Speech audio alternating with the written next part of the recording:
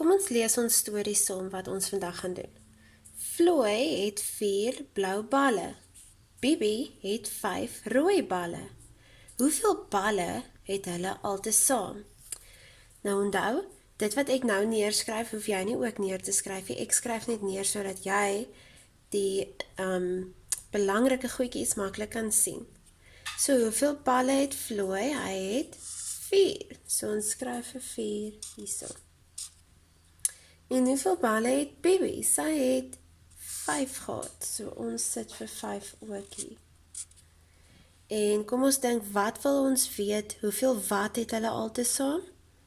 Hoeveel balle het hulle altesaam? Die woordjie is baie belangrik, jy moet onthou om te skryf. So ons skryf vir balle hierso. Nou hulle vra ons, hoeveel balle het hulle altesaam? So, as ons wil weet, hoeveel het hulle saam, beteken dit ons sit by mekaar, en as ons bysit, dan beteken dit ons plus. So ons gaan 'n plus sommetjie maak. So jy kan skryf, Floy se 4 balle, plus Bibi se 5 balle, is gelyk aan. Nou moet ons gaan teken, jy kan nou jou balle gaan teken. 4 balle, plus 5 balle.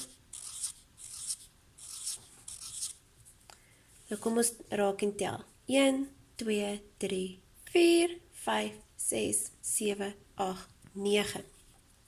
So ons kan vir 9 na die is gelyk aan skryf. Maar dis nie al wat ons moet skryf nie. Onthou, daai woordjie is baie belangrik. So jy moet onthou om hom aan die einde te skryf. So hulle het altesaam 9 balle gehad.